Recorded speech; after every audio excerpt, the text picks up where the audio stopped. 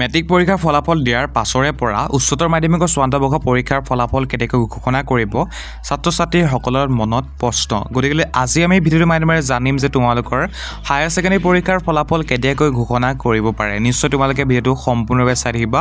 প্ৰতিটো তথ্য যিমানখিনি জনাম সকলোখিনি তোমালোকৰ কাৰণে গুৰুত্বপূৰ্ণ হয়। তোমালোকে নিশ্চয় সম্পূৰ্ণৰূপে চাই থাকিবা। পোনপ্ৰথমতে হোম স্ক্ৰীনত তোমালোকে মন কৰা এটা টুইটলৈ আৰু এই টুইটটো কৰিছে হিমন্ত বিশ্ব শৰ্মা ডাঙৰীয়াই।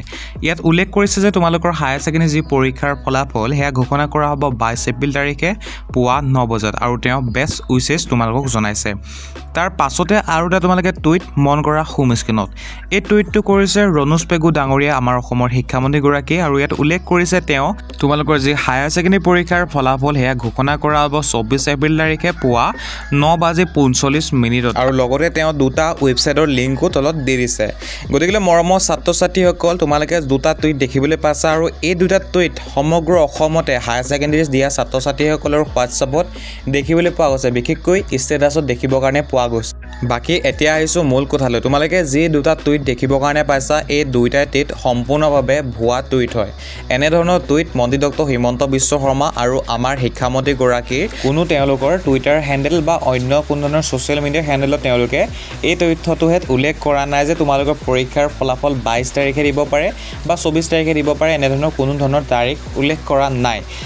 যিহেতু তোমালোকে গম পাইছা যে মেট্ৰিক পৰীক্ষাৰ যি ৰিজাল্ট আছিলে, ৰিজাল্ট কোন তাৰিখে দিব তাৰ ওপৰত কোনো ধৰণৰ তাৰিখ থিৰাং কৰা নাছিলে বা কোনো ধৰণৰ স্পষ্টীকৰণ কৰি দিয়া নাছিলে।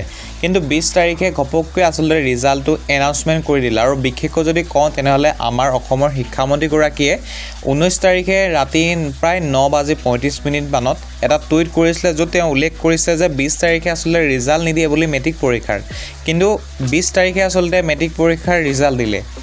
গতিকে তোমালোকৰ যি হায়াৰ ছেকেণ্ডাৰী ৰিজাল্ট সেয়াও হয়তো ঘপককৈ দি দিব পাৰে, হয়তো 22 তাৰিখেও দিব পাৰে বা 24 তাৰিখেও দিব পাৰে বা অন্য এটা কোনোবা তাৰিখত হয়তো তোমালোকৰ ফলাফল দিব পাৰে। কিন্তু শেহতীয়া যি তথ্য পাইছোঁ সেই তথ্য অনুসৰি তোমালোকৰ যি পৰীক্ষাৰ ফলাফল সেয়া মে' মাহৰ প্ৰথম সপ্তাহত বেছিকৈ দিয়া সম্ভাৱনা আছে বুলি উল্লেখ কৰিছে আৰু হয়তো তোমালোকৰ মে' মাহতে হয়তো ৰিজাল্ট দিব পাৰে।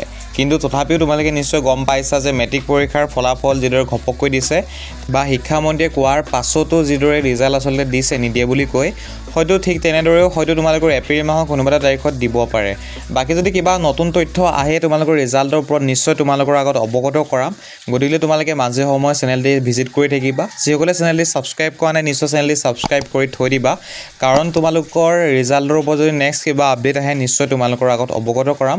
আৰু যিখিনি তথ্য মই জনালোঁ সেইখিনি একেবাৰে জেনুইন তথ্য হয়, অৰ্থাৎ অফিচিয়েল বুলিয়ে ক'ব পাৰা তোমালোকে, অৰ্থাৎ সঁচা তথ্য মই যিখিনি বৰ্তমান পৰ্যন্ত পাইছোঁ। গতিকে ভিডিঅ'টো ইমান পৰে চাই থকাৰ কাৰণে তোমালোকক বহুত বেছি ধন্যবাদ। তোমালোক সকলো ভালে থাকা, সুস্থ থাকা। ধন্যবাদ। জয় অসম।